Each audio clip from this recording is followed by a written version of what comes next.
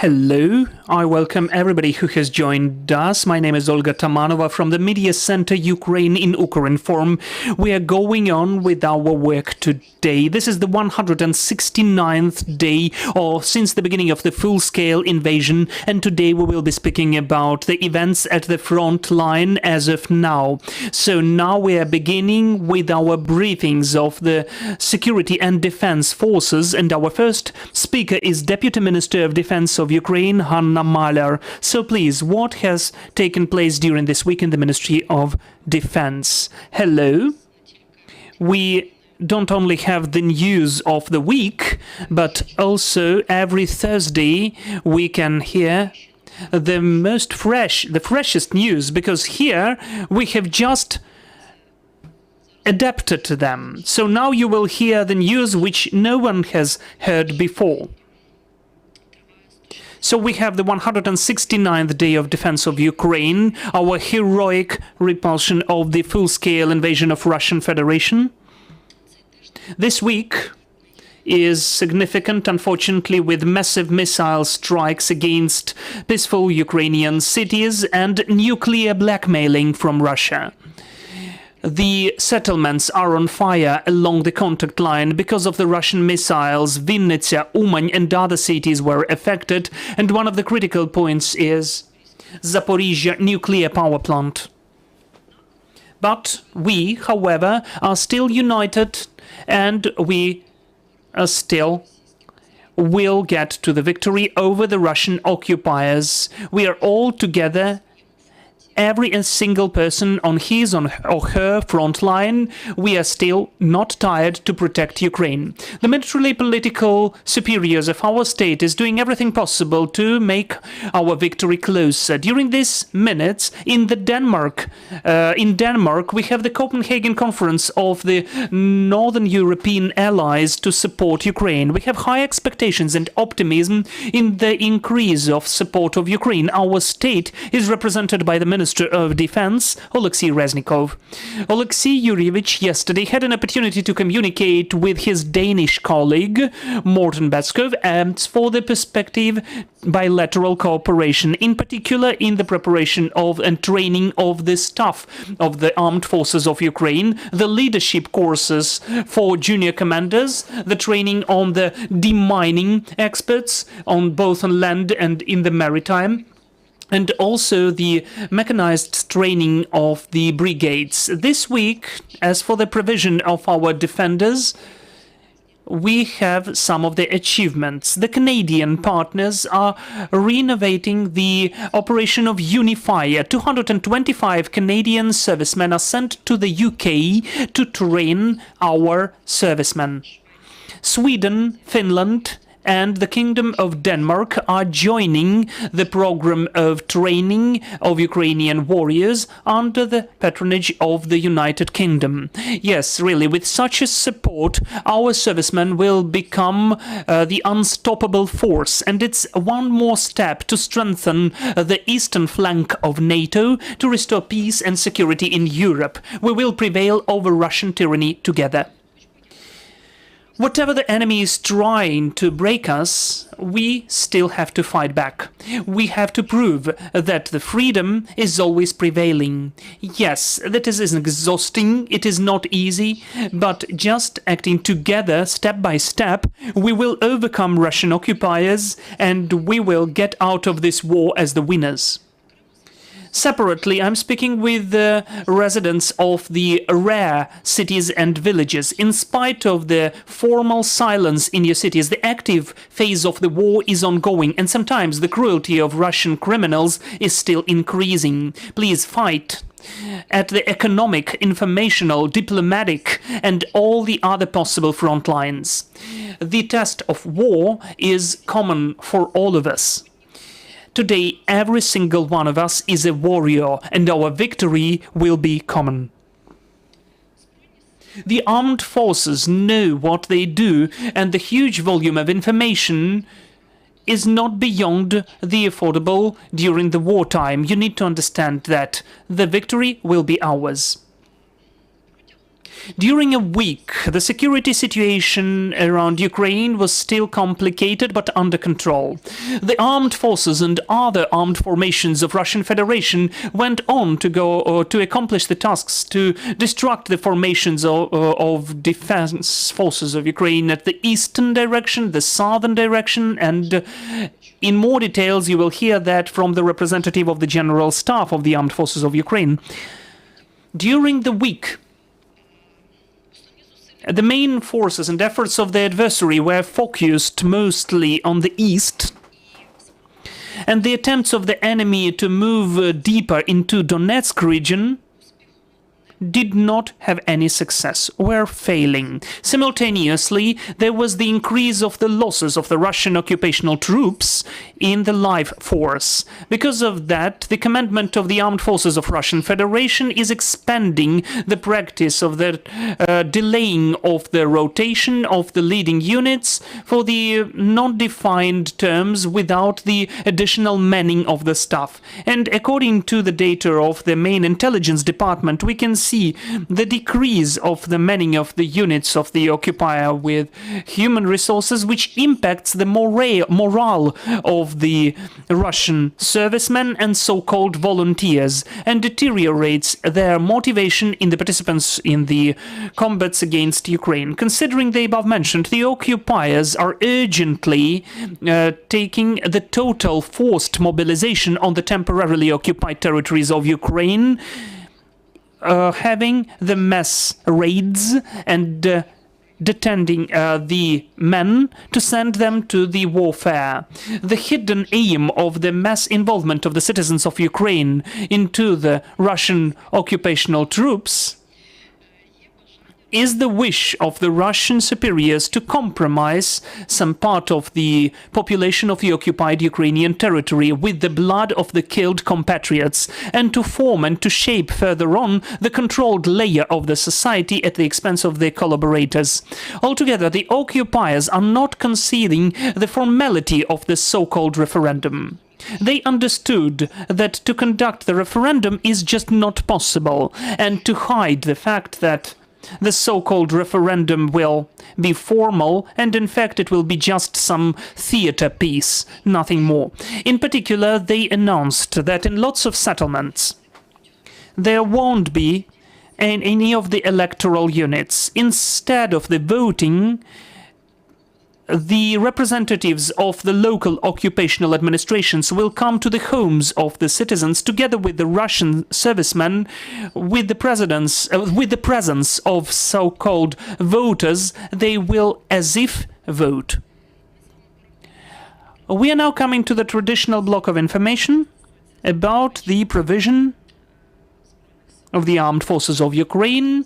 During the period from the 4th till the 10th of August, the Ministry of Defense, to provide the units of the armed forces of Ukraine, has delivered more than 17,000 of armored vests, more than 33,000 of helmets, more than 18,000 of boot spares, and more than 10,000 of uniforms sets. So the rhythm and tempo of deliveries is still at the same level as for the individual armored protection. We are foreseeing the similar indicators because we have awarded lots of contracts with different suppliers, and according to the schedule, they are totally accomplished. There can be more armored vests this week or that week, or the same concerns the helmets. For instance, there used to be 10,000 pair of boots, and this week we have almost 19,000 pair of boots. But the balance is still there, and we have the reserve of dozens of thousands of units of helmets and armored vests. Altogether, as I already mentioned last time, we are following the dynamic of approximately 40 main positions of the things and equipment of the armed forces of Ukraine. We have the contracts within the needs which are formed by the General Staff. Everything depends on the available resources further on. As for the money, as you know, during the previous months, we have created the speed, the tempo for the first half of the month to transfer the money for the servicemen, for the monthly money provision for the servicemen, that is so-called money of the peaceful time. Those are salaries, those are the payments for the military ranks and the experience. And during the second part of the month, we financed additional payments for the service during the martial law and for in fact, the participants in the combats, 30 and 100,000. This month, we're expecting for all of the payments to come in the end of August. So the payments by the Ministry of Defense have been done, the calculations have been done, which is connected to the procedures of the amendments to the state budget, the law which has to be adopted by the parliament. We all understand that this is the urgent situation in the economy. Lots of complicated issues which are now being solved by the government. But under these conditions, the defense is still the irrevocable priority. So our warriors will get all the necessary payments, but some of them will come 2-3 weeks later than it has been foreseen. So I will remind you that during the July, in comparison with June, we are expecting for the increase of the payments for approximately 15%. That is, altogether, it is expecting at the level of 70 billion hryvnia. As for our legal frontline, judicial frontline, and informational frontline, today we have already mentioned that during the several last weeks in a row, the armed forces of Ukraine are keeping the powerful defense in the east, and the enemy is becoming nervous. We can see this nervousness not only in their maneuvering, but also in their informational field. In particular, we are seeing the informational attacks against our military superiors, military political superiors of our state, and one of the commanders, whom really Russians are afraid of. What's the tactics of the Russians? They are trying to create quarrels between our military heads. They are just injecting some of the rumors, kind of compromises, though this is a totally fake information, taking into account that in spite of our warnings, lots of Ukrainian citizens are subscribing for Russian Telegram channels. They can see this information and the Russians use it. So I'm asking all of you, please come to the website of the Ministry of Defense and our web pages, find this huge list which has been published by all of the security and defense forces, more than 100 of Telegram channels which the Russians are disseminating among the Ukrainians. This is their key source of information through which they are trying to impact onto our military command. But these tools are very simple and primitive. We understand them, though they don't impact us. But just for you to know, we just make you aware about that. As for the judicial and legal front line, the legal service of the Ministry of Defense has had certain measures to take payments for the inappropriate contract obligations from the deals of the economic entities. Weekly, we provide this information because the legal service of the Ministry of Defense is conducting the whole campaign to stop the schemes which used to work before, which were basing upon the deals but without the obligations done. They laundered some of the money from the, or property from the subordination of the Ministry of Defense. Today, everything is coming back to the ministry. On the 3rd of August, the Economic Court of the Dnipropetrovsk region had the court verdict for the Ministry of Defense, and the economic entity had to pay 4.4 billion hryvnia for the inappropriate deal obligations, as for the untimely and not full delivery of the fuel oil products. We're speaking about diesel fuel and the special fuel for the military equipment. Besides that, the Cassation Economic Court still has the verdict of the Northern Economic Court as for the 44 billion hryvnia of fines for the inappropriate conditions of the contract on the repairment and improvement of the military equipment.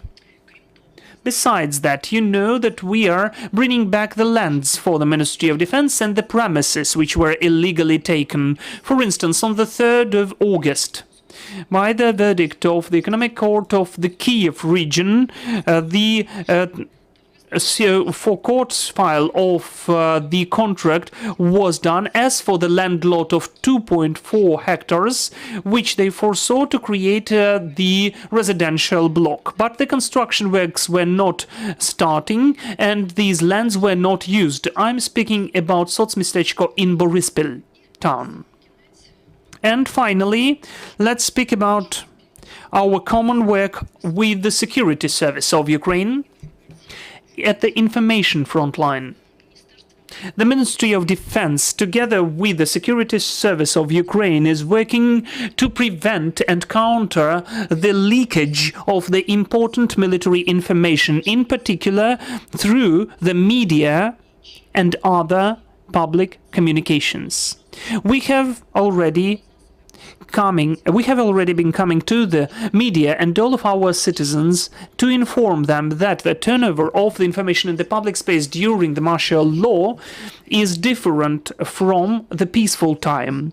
We are not speaking about censorship. We are speaking that all of us shouldn't harm with our information. We shouldn't harm the armed forces of Ukraine to protect Ukraine. The leakage of such information can stop the plans of the armed forces of Ukraine because the enemy is correcting its actions and using this information against us. So, several days ago, the Department of Counterintelligence of the Security Service of Ukraine has found out that in the interview of the serviceman to the famous publication, there is some information which, according to some of the symptoms, is discovering and revealing the operational and strategic plans of the armed forces of Ukraine, the issues of training, organization, and military warfare. As for this fact, we are investigating according to the legislation. Thank you for your attention. Thank you, Hanna. I would like to give the floor to Oleksiy Hromov, Deputy Head of the Main Operations Directorate of the General Staff of the Armed Forces of Ukraine, the Brigade General, and let's speak in more details about the situation at the front line. What is happening now? Hello. The adversary is going on to accomplish their tasks to get to the administrative borders of Donetsk region, to have the borders of the part of Kherson, Zaporizhia, and Mykolaiv regions. And also the creation of favorable conditions for it to provide offensive. In comparison with the last week, the aggressor has doubled the number of aviation and aircraft hits against our positions and civilian infrastructure. Still, the aircrafts and helicopters of the adversary are avoiding of getting our air defense. So the results of these shellings are low, so it's more of a psychological impact against our servicemen. During the times of the so-called special operation, the defense forces of Ukraine have inflicted lots of losses for our adversary. Now the aggressor is going on with the manning of their reserves. So the issue of the manning of the units is they try to solve it appointing the former sergeants who had special officers courses in their curriculum. So the special units are consisting of so-called volunteers, approximately 60%. Those volunteers had the short-term contracts. And 40% are the servicemen who have already taken part in the combats in Ukraine. The morale of so-called volunteers is satisfactory, but of the staff which has the experience in Ukraine is low, so they are trying to get to the rare units and the provision units. At the temporarily occupied territories in Lugansk region, the forced mobilization of the population is going on to go on with the manning the mobilization units of the 2nd Army Corps of the Russian troops. The Russian occupational administration is planning to conscript 8,000 people. This is the population of the little settlement. Simultaneously, the repression is ongoing as for the highest military command and officers of the Russian Federation armed troops through the failures of the strategic plan. Because of the failing of the strategic plans, the Minister of Defense of Russia, Shoigu, and General Gerasimov are staying at the positions just to prevent the discrediting of the highest military ranking of Russia. Approximately 30 to 40% of generals and officers who took part in the planning of the special military operation are suspended from their obligations and are now under investigation. Taking into account the explosions which took place at the airdromes of Saki and Zabrivka, we are awaiting for the new staff decisions as for the superiors. During the week, the main efforts of the Kremlin were focused on the combats at the east of our state, first and foremost at Bakhmut, Kramatorsk and Avdiivka directions. We can see the increase of the forces at Novopavlivka direction of Donetsk operational region. The adversary is regrouping the aviation component of the eastern part for the operational airdromes of the temporarily occupied territory of the Autonomous Republic of Crimea, but because of the recent events, the further plans are not known. During the week, the adversary went on with the missile hits against our territory, including from the territory of Republic of Belarus. At the northern western direction of our state, there are no signs of offensive of the adversary. As of now, the situation is characterized as stable and under control. The groups and formations of the troops of armed forces of Ukraine are stabilizing the operation in Chernihiv, Sumy and Rivne regions. During the border of Ukraine, in the border regions, we have 6 battalions of the armed forces of Belarus. According to the available data, Russia is going on to involve Belarus in the full-scale war against Ukraine. According to the preliminary data, up to 13,000 persons out of the acting and ex-servicemen of the Belarusian special forces have signed the agreement to take part in the war against Ukraine. The main motive is material and financial. Not a single ideological component can be found. No one believes in any denazification, the protection of the rights of Russian-speaking people, and so on. Fear and money are the main factors of Russian military presence. The aggressor is inviting to the polygons of Belarus the foreign representatives as well.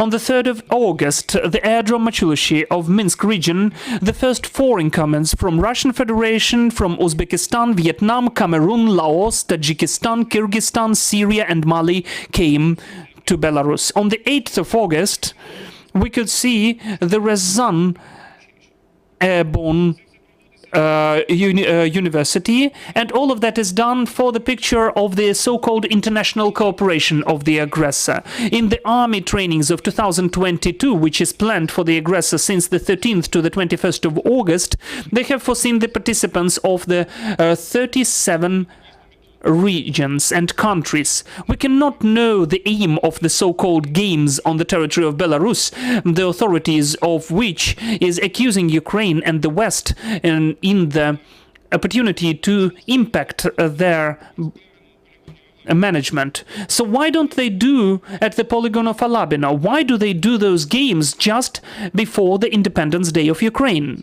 According to some of the assessment of the experts, they are not excluding that there can be sabotage with some of the victims among the foreigners to demonize Ukrainians and to accuse us in all of the possible sins, to create another substantiation to involve the Belarusians into the bloody plans of Putin.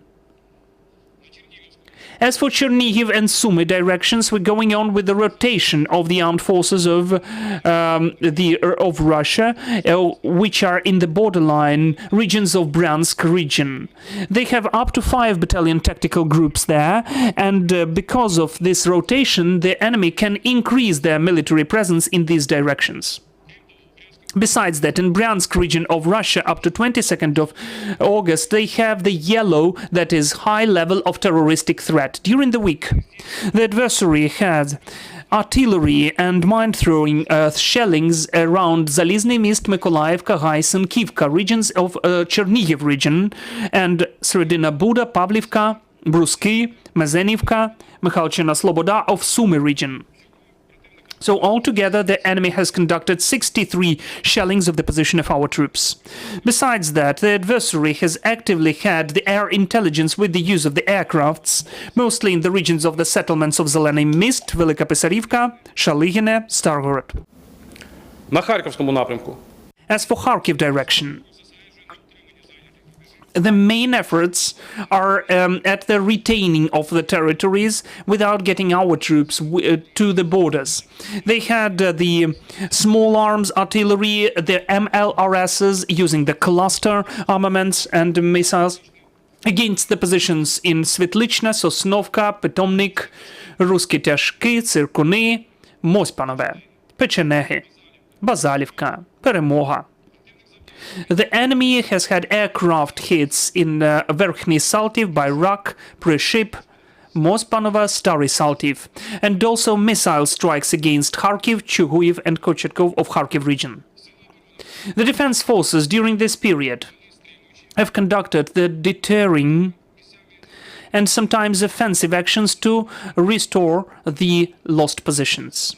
At Slavyansk direction, the enemy has focused its efforts on the retention of the positions, finding the weak and narrow places in our defense, and to restore offensive in Slavyansk direction, using the small arms and artillery against the positions of our troops around Dolina, Adamivka, Krasnopilla, Vernopilla, Mazanivka and Rusanivka. They also had aircraft strikes against Bohorodichne, Ivanodarivka, Grigorivka, and also missile strikes against Kramatorsk and Slavyansk. Around Bohorodichne and the National Reserve Park Svety Hory, they used saboteur intelligence groups. During the week, the adversary went on with the offensive in Kramatorsk, Bakhmut and Avdiivka directions with the aim to take under control the settlements of Soledar, Bakhmut, Avdiivka and Pisky.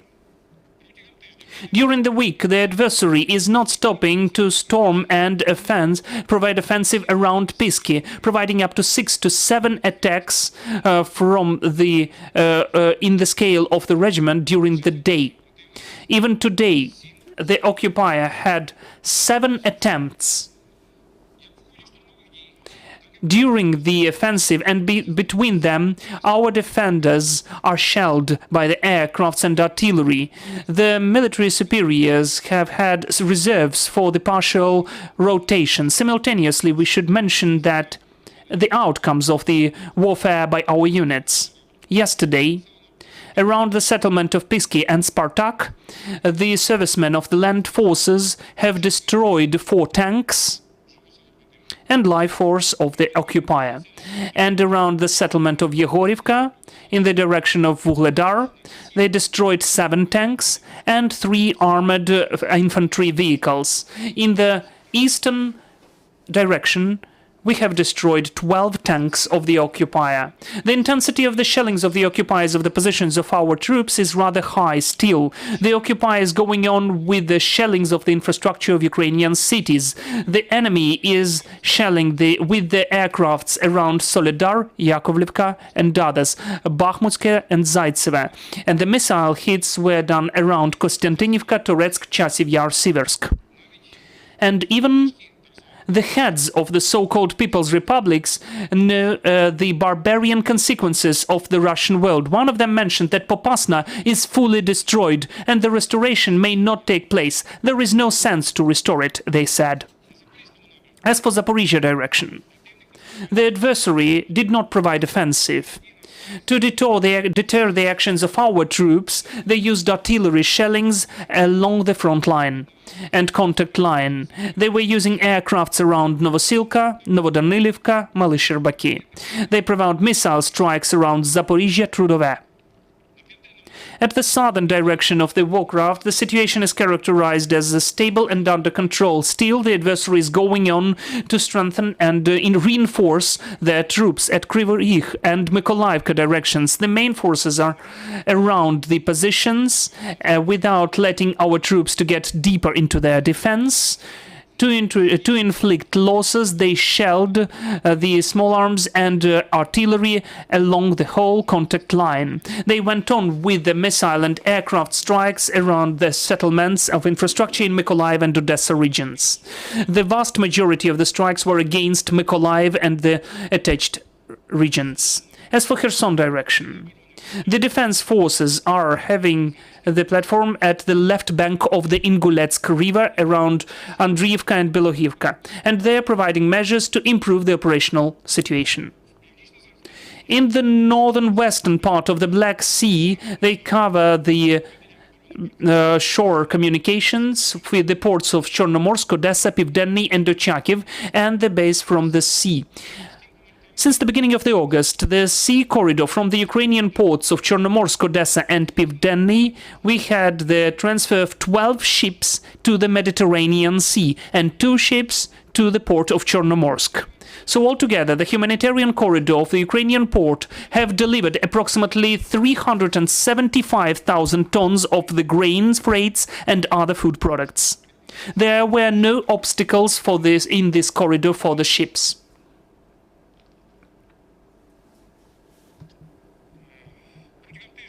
During the week, the number of the destroyed cruise missiles was 3 of 5, that is 60%.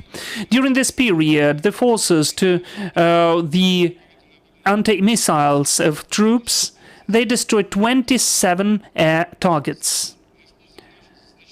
Because of the substantial losses of the aviation equipment of the air forces, they are considering to involve the obsolete fighter jets Su-24M, which since 2005-2018 were not used by the aggressor. Moreover, according to the experience of the exploitants of the China of Su-35 of Soviet production, they found out the low level of quality and reliability of these aircrafts. As of December 2021, out of 24 aircrafts delivered to China, only 9 of them were working. There were more than 950 reclamation acts. And the biggest failures of the works of Su-35 were at the systems and the radar stations. According to the assessment of the experts, the problems of reliability and quality of the aircraft equipment of Russian production are systematic and relevant for all of the military aircrafts of Russian Federation. According to the experience of the warfare, the aircrafts Su-35 also showed the low level of durability. Since the beginning of the armed aggression, they've lost almost 2 aviation, more than 24 aircrafts of this type. The helicopters of Army Aviation have inflicted more than 260 aircraft hits against the adversary. We have some achievements, we have some results. According to the achieved agreements between the United Kingdom and Ukraine, we still go on with the trainings of our servicemen. Now 2,400 servicemen have been trained, and 2,400 more servicemen are being trained, and we're also planning to send almost 5,000 of servicemen more. The first servicemen who had this kind of training are already successful with their military missions within the brigades of the armed forces of Ukraine, making our victory closer. It's obvious that where the Russian troops can be found, where the Russian base of adversary can be found, it cannot be safe. It's well known all over the world, and even the higher powers are helping us to restore justice.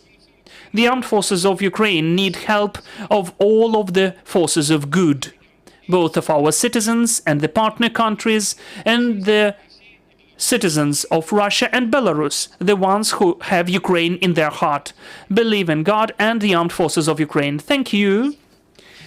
Now Oleksiy Nadtochiy, head of the operations office of the main directorate of the National Guard of Ukraine, the Major General. Let's speak about the National Guard. Hello, dear presentees. So traditionally about the role and place of the National Guard in the repulsion of military aggression as of the 11th of August.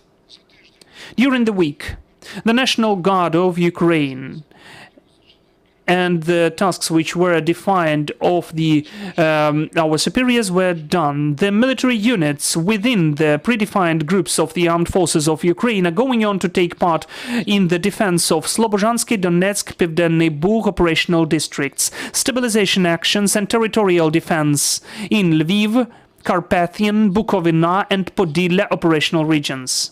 The deterrence of the offensive of the adversary around Kharkiv, Slovyansk, Siversk cities.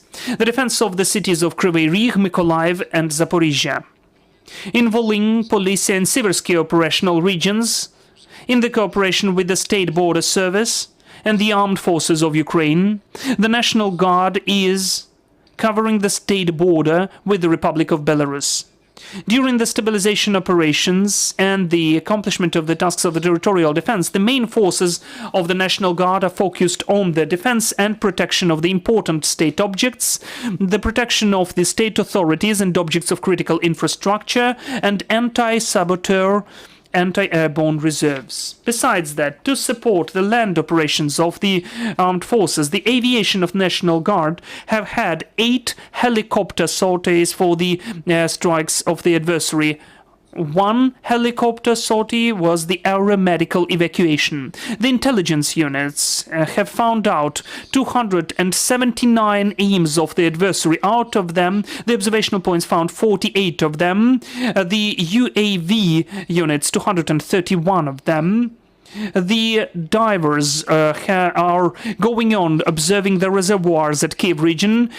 They were inspecting 6.5 square kilometers of the bed of the Dnieper River. Since the beginning of the military aggression, there have been 100 square kilometers inspected, out of which 13 square kilometers of the bed of Irpin River and 87 square kilometers of the Dnieper River. So, as for the isolation restriction measures, the National Guard, in the cooperation with the National Police in the Armed Forces of Ukraine, they go on with 24/7 with the special missions at 182 checkpoints in 13 regions of Ukraine, 35 of them in Kiev city. During the week, there have been detained 1,524 persons because of the criminal perpetrations.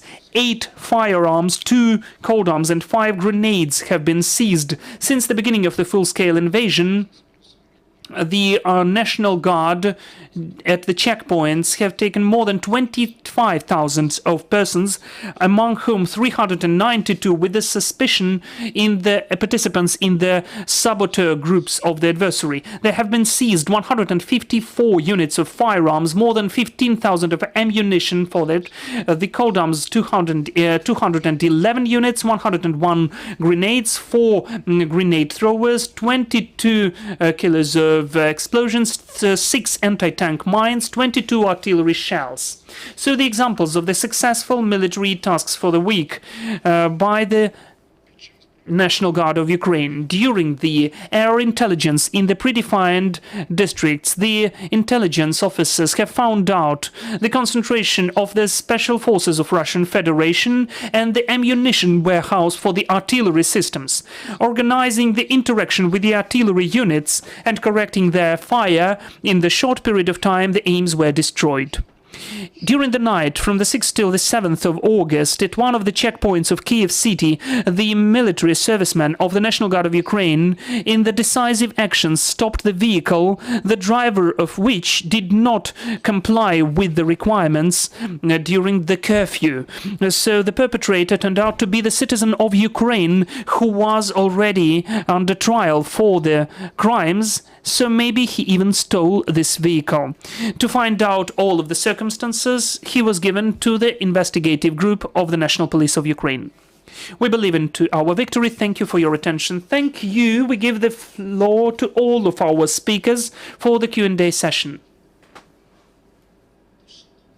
So, dear colleagues, please take the mic and please introduce yourself.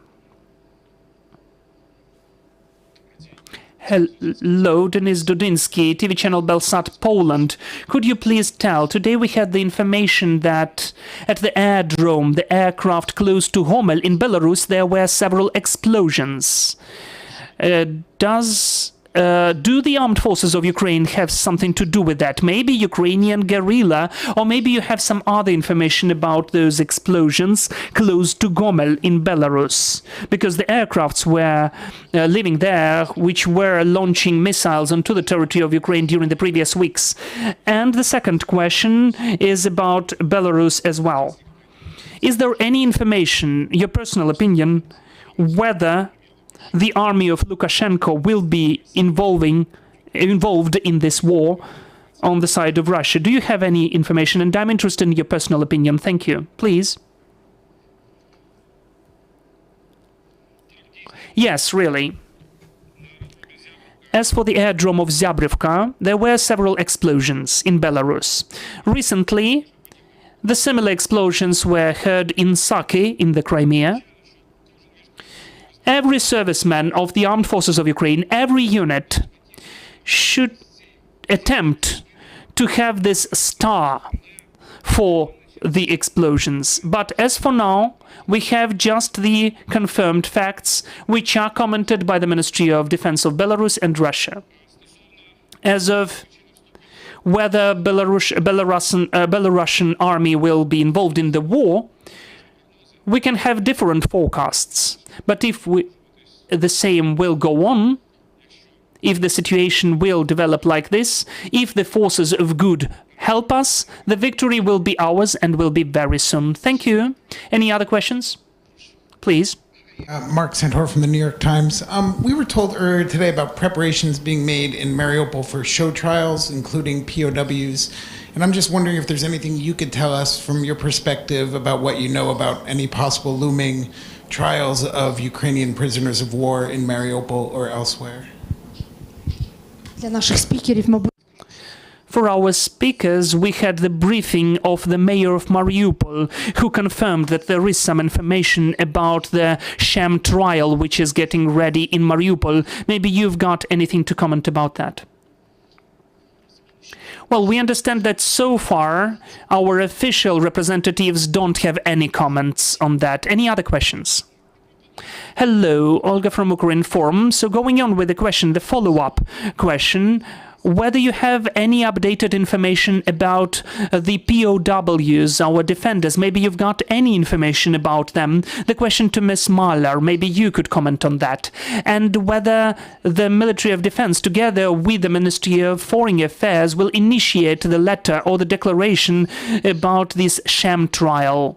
This is the follow-up to the previous question. And the second question is to Mr. Hromov about Belarus. Is there any communication between the General Staff of Ukraine and Belarus? And maybe the Ministry of Defense are communicating? And does Belarus go on delivering ammunition and fuel to Russians? Who will begin?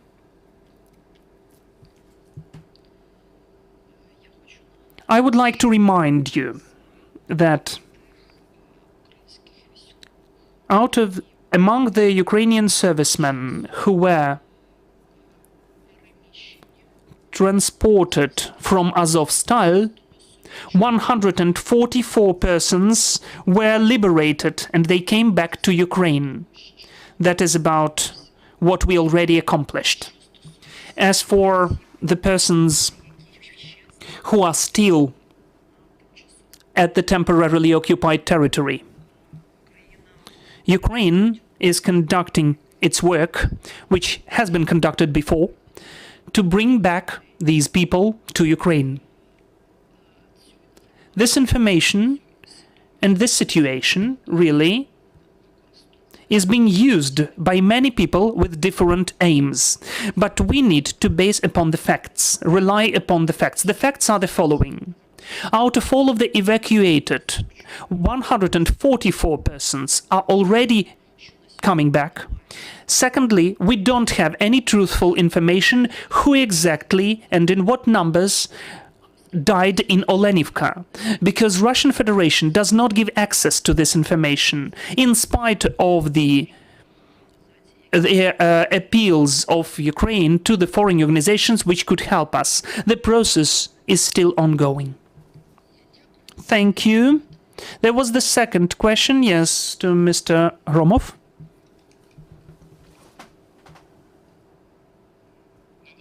As of now, really, the transportation of the ammunition and military equipment is sent to the artillery systems from the warehouses of Belarus Republic to the Russian occupational troops, which are trying to accomplish their strategic aims at the east of our country. So Russian Federation on the territory of Belarus is delivering missiles Iskander S-300 and S-400, which further from Belarus are conducting shelling against our infrastructure. Yes, it is true. I can confirm that. The transportation of ammunition from Belarus Republic, in our opinion, is because of the two factors. First, those are good conditions of the warehouses in comparison with the warehouses of the central military regions of Russian Federations. And the second factor, comparatively a short time of delivery for those ammunition. As for the communication between the structures of Ukraine and Belarus, as of now, I don't know whether Republic of Belarus came to the General Staff with any requests. Everything is ahead of us, we'll see. Thank you. Any other questions left, please? Hello, my name is Hanna Suspilna. The first question is about the explosions at the Crimean military airdrome. Did the armed forces of Ukraine have anything in common with that? We know that the foreign media are disseminating the information according to their sources that the armed forces of Ukraine has something to do with that. And secondly, recently in one of the interviews, Dmytro Marchenko said that Ukraine is planning the occupation of Kherson till the end of the year and to finalize the active combat and phase of the war. I would like to ask, when do you plan the offensive? Are there any time periods, and can you say that really Kherson will be deoccupied till the end of the year and the active phase of the war will be close? Well, let's remember about that when we ask about any dates, it's a bit can be useful for our enemy. Still, don't forget that those questions can be useful for the enemy. So again, as for the airdrome of Saki in the Crimea and the explosions which took place there, I was trying to answer the previous question of our colleague that every serviceman would wish to have something in common with those explosions. But as of now, for armed forces of Ukraine, the process is not important. The result is important. And the result is that the occupier is gradually losing its potential. That's it. As of Kherson, as of the counter-offensive, the task of the armed forces of Ukraine is to provide the integrity of the state.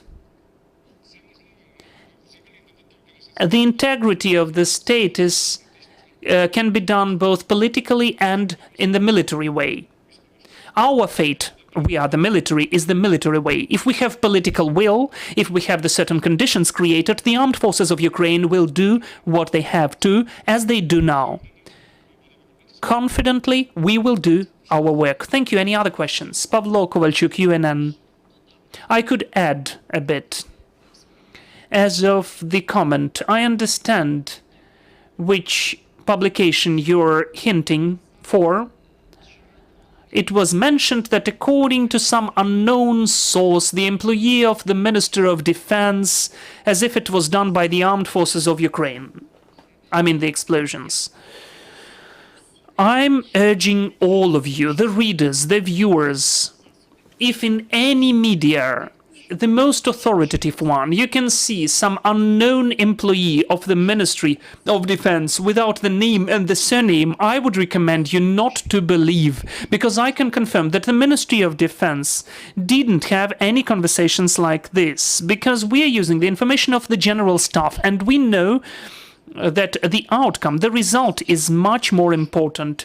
What was mentioned by the representative of the General Staff. Not a single official confirmation is there about the armed forces which took part in that. As for the other interview you were asking about, I emphasize again, we were mentioning today about the criminal responsibility for the leakage of the information, which is done by the bloggers and journalists and some of the servicemen about the plans of the armed forces, about some of the information which they got to know from the front line. So again, I'm telling you, don't pose the questions about the operational plans of the armed forces of Ukraine, because this is the information with restricted access. No one will tell you publicly about that. Whatever was told, it can be told.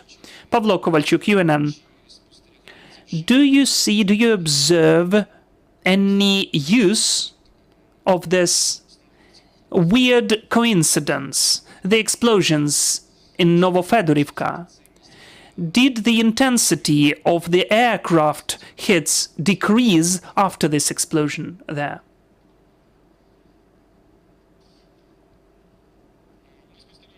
We've observed that the adversary was trying to regroup their aircraft units, their air units to from the central part of Russia to the Crimea.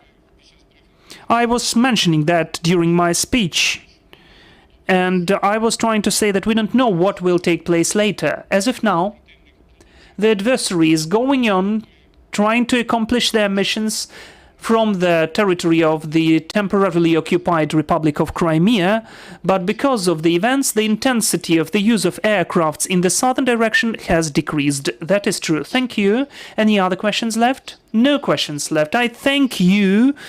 We had